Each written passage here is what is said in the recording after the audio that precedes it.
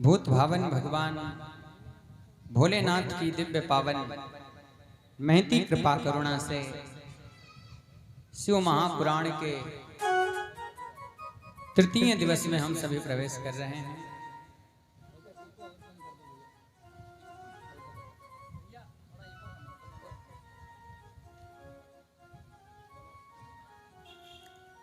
बड़े ही आनंद के साथ कल हम सभी ने किस प्रकार शिवलिंग की उत्पत्ति हुई ये भाव हमने श्रवण करा था।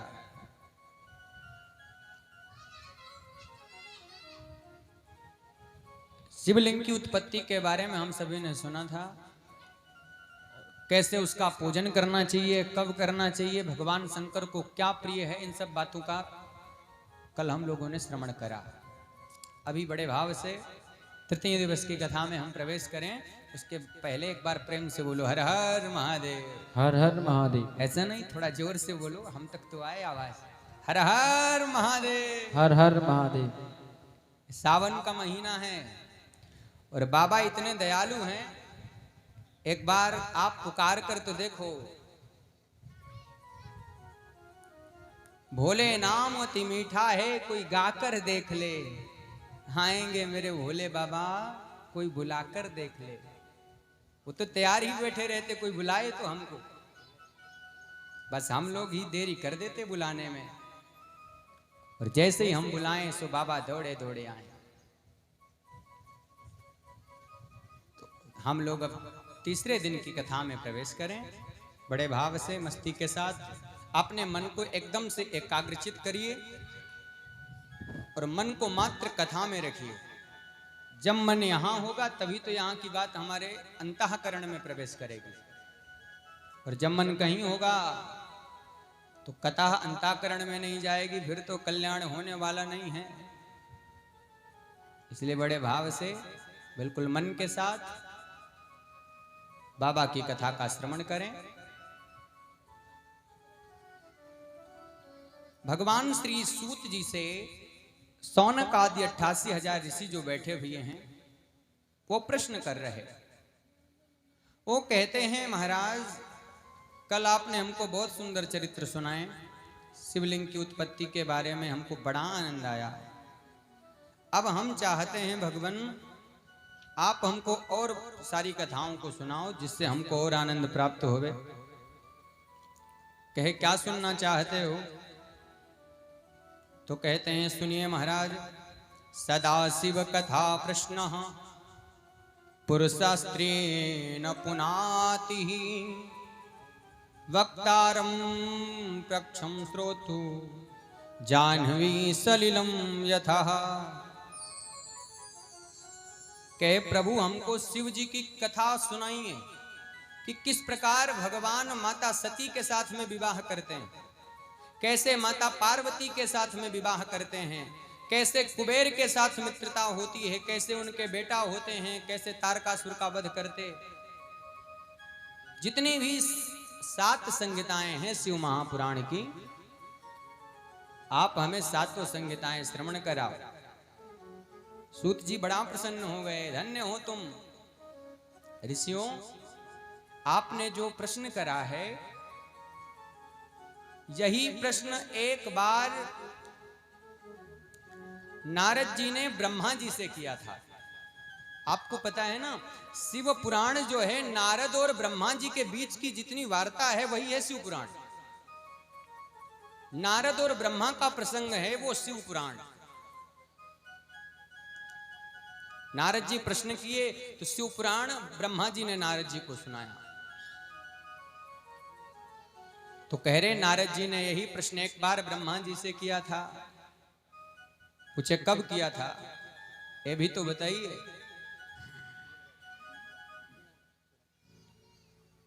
तब कह रहे हैं, बड़े ध्यान से सुनिए। एक बार की बात, देव ऋषि नारद घूमते हुए हिमालय पर्वत पर पहुंचे महाराज। बड़ा अद्भुत दृश्य, मां गंगा को देखा, पर्वत की श्रृंखलाओं पर गए, मां गंगा को देखा। जैसे ही मां गंगा का दर्शन नारद जी ने करा तो नारद जी का मन ठाकुर जी के चरणों में लग गया।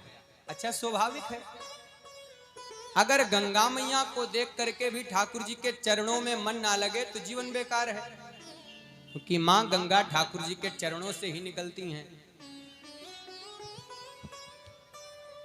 नारद जी ने जैसे मां गंगा का दर्शन करा तो बड़ा प्रसन्न हो गए, मन ठाकुर जी के चरणों में लग गया।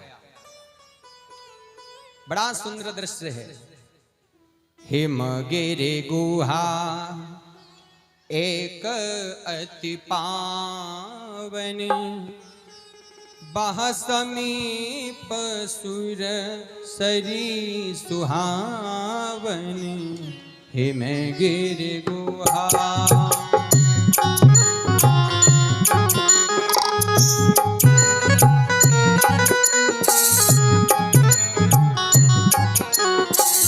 हिमगिरि गुहा एक अति पावन, कहा समीप सुर सजी सुहावन। हिमगिरि गुहा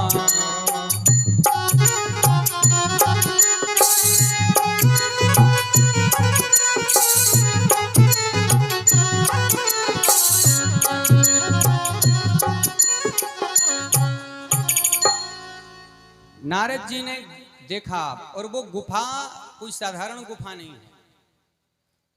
गुफा के भीतर गए महाराज, गंगा का दर्शन हुआ। उसी समय नारद जी को भजन का रंग चढ़ गया। वैसे तो नारद जी को श्राप है, 2 घड़ी से ज्यादा वो कहीं नहीं रुक सकते। आगे अभी आप सुनेंगे, दक्ष प्रजापति ने श्राप दिया था।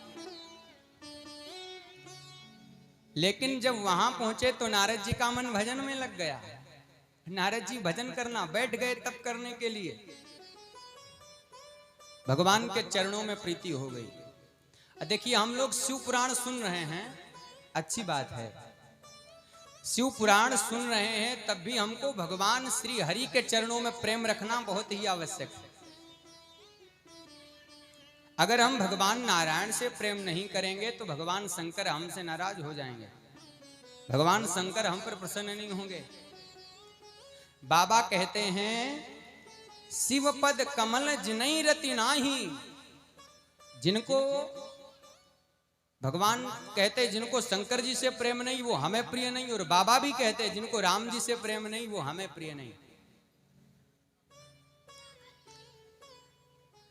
इसलिए हम लोग बैठे शिव पुराण में तो राम जी को भी याद करते रहे बीच बीच। अब बैठे नारद जी तपस्या करने प्रारंभ किया। जैसे ही अनुराग बढ़ा, भगवान का भजन करना प्रारंभ किए। तथाश्रमो महादिव्यो नाना शोभा समन्वितः। बड़ा अद्भुत समाधिस्थ हो गए नारद जी। सुमिरति हरहि श्राप गति बाधी, सहज विमल मन लाग समाधि। जैसे ही नारद जी ने भगवान का नाम स्मरण किया, नारद जी अहम ब्रह्मास्म की अखंड वृत्ति में प्रवेश कर गए। और अहम ब्रह्मास्म की अनुभूति तभी होती है जब हमारे ये भीतर के नेत्र खुल जाते। ज्ञान विराग नयन उरगारी। जो भीतर के 2 नेत्र हैं, ज्ञान और वैराग्य रूपी नेत्र, यह नेत्र जब खुलते हैं तब हमको अहम ब्रह्मास्मि की अनुभूति होती है। नारद जी को हो गई। नारद जी बैठ गए। अच्छा, आप देखें ना, जब जब कोई तपस्या करे तो इंद्र से नहीं रहा जाता है। इंद्र को लगता है ये हमारा इंद्रासन छीनने के लिए तपस्या कर रहा है, तो इंद्र को रहा नहीं जाता। कोई भी भजन करने बैठे, भजन में इंद्र बाधा बन ही जाता है। इंद्र ने नारद जी को देखा तो कहीं ऐसा तो नहीं है नारद तपस्या करके हमारा इंद्रासन ले ले, कुछ तो गड़बड़ लग रही है हमें। इंद्र ने कामदेव को बुलाया। कामदेव से कहा, जाइए और जा करके जो है नारद जी की समाधि भंग कर दीजिए। कामदेव गए समाधि भंग करने। तुरंत जा करके बसंत ऋतु निर्मित कर दी। रंभादिक अप्सराएं नाचने लगी। बड़ा अद्भुत दृश्य है। चली सुहावन त्रिविध बयारी, चली सुहावन त्रिगदे बिहारी, चली सुहावन त्रिविध बयारी, चली सुहावन त्रिगद बिहारी, काम कृष्णानु बढ़ावन हारी, ओ पाव कृष्णानो बढ़ावन हारी, रंभादिक सुर नारी नवीना, रंभासुर दिक नारी नवीना, सकल असमसर कला प्रवीणा, सकल सम पर कला प्रवीणा, काम कला कछु मुनहि न व्यापी, काम कला कछु मुनहि न व्यापी, काम कला कछु मुनहि न व्यापी, काम कला कछु मुनहि न व्यापी, निज मन भय निज भय डरे वो मनोभव आपी, ओ निज भुवटर मनोहर पापी, निज जडर मनोहर पापी,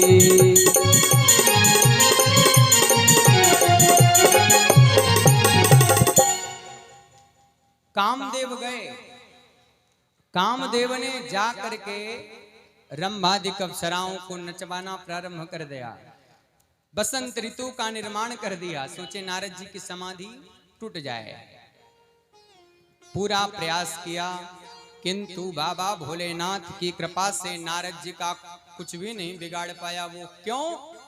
क्योंकि अभी जिस गुफा में नारद बैठे वो गुफा कोई साधारण गुफा नहीं है। ये वही गुफा है जिस गुफा में भगवान भोलेनाथ ने कामदेव को जला करके राख करा था। जहां पर बाबा ने कामदेव को जला करके राख कर दिया, वो दोबारा कामदेव वहां अपना प्रभाव दिखाई नहीं पाएगा। अब तो कामदेव परास्त होकर के नारद जी के चरणों में बैठा। ना बभूव मुनि श्रेतो विक्रतम मुनि सत्तमः। शिव जी की कृपा से जब नारद जी के ऊपर कोई प्रभाव नहीं हुआ, कामदेव चरणों में बैठ गया। महाराज आप तो बड़े अद्भुत महात्मा हैं। हमने महात्मा तो खूब देखे पर आप जैसे महात्मा नहीं देखे। नारद जी ने कहा क्यों? अरे महाराज शंकर जी के बाद तो आप ही का नंबर है। उन्हें हमको जला करके राख करा और आपने हमको जीत लिया। आपका हम कुछ भी नहीं बिगाड़ पाए। तो नारद जी ने कहा कामदेव आपको पता नहीं हम भोलेनाथ से भी ऊपर हैं। कहा क्यों? कहा भोलेनाथ ने मात्र काम को जलाया था पर क्रोध को नहीं जीत पाए थे। काम को जीता पर क्रोध को नहीं जीते। अगर क्रोध को जीत लेते तो कामदेव को जलाते ही क्यों?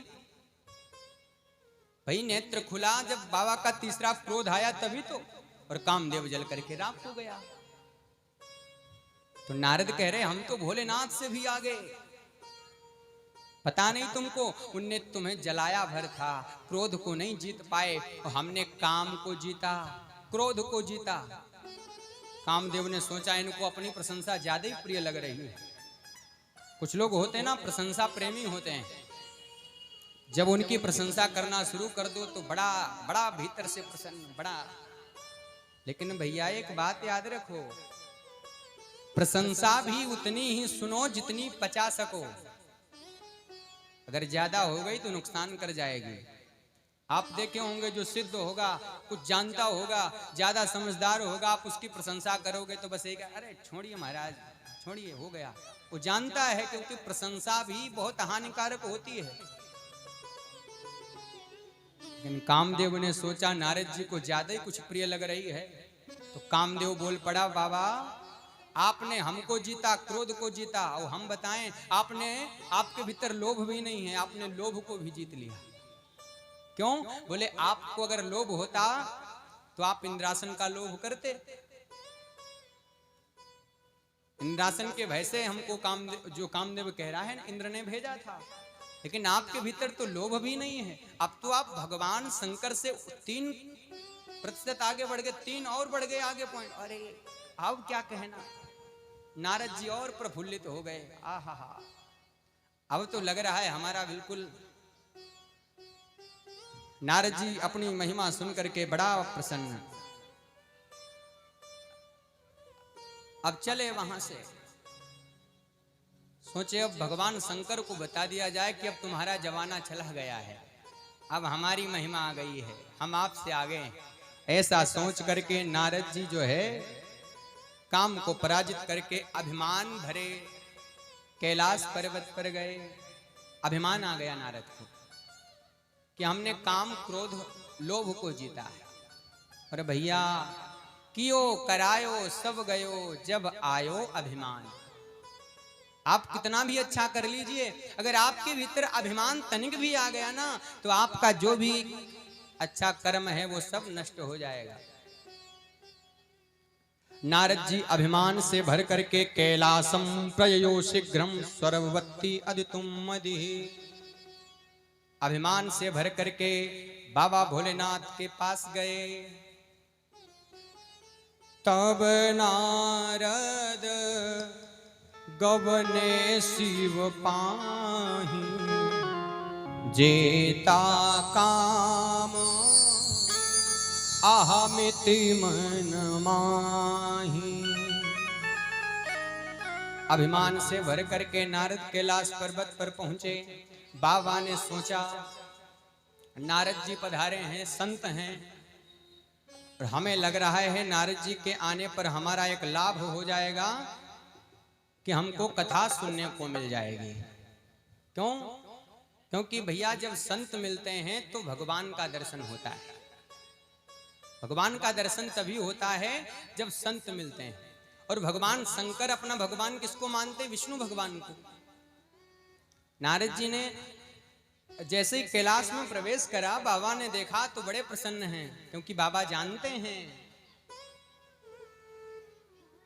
हो जब संता मिलन हो जाए, जय हो, तेरी बाणी हरि गुण गाए, तब इतना समझ लेना अब हरि से मिलन होगा। तब इतना समझ लेना अब हरि से मिलन होगा। तब इतना समझ लेना अब हरि से मिलन होगा। तब इतना समझ लेना अब हरि से मिलन होगा।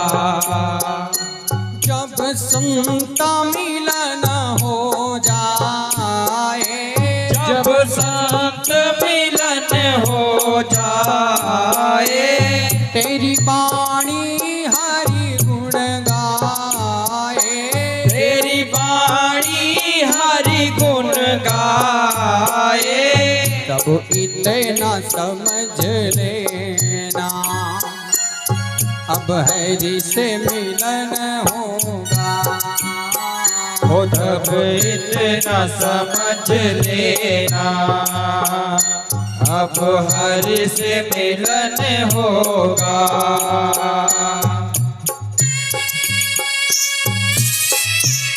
बोलो संत भगवान की जय हो।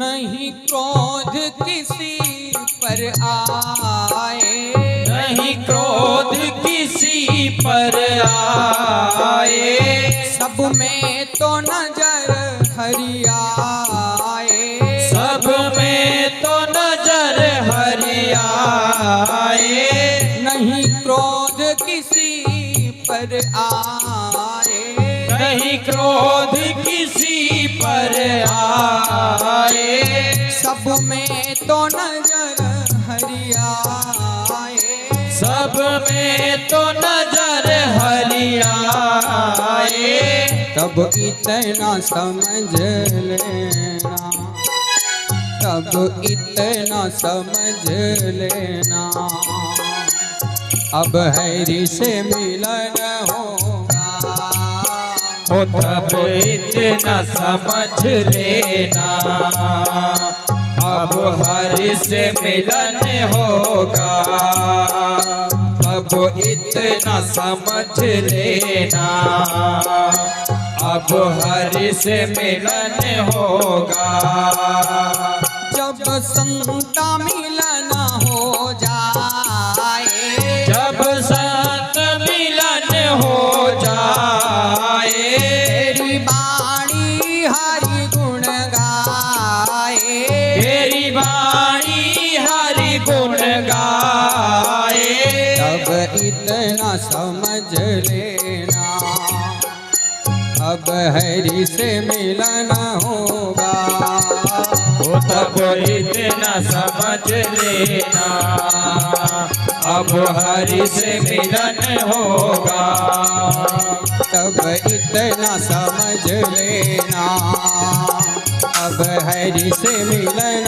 होगा, हो तब इतना समझ लेना, अब हरि से मिलन होगा, जब संत मिलन हो जाए, तेरी बाणी हरि गुण गाए, तब इतना समझ लेना,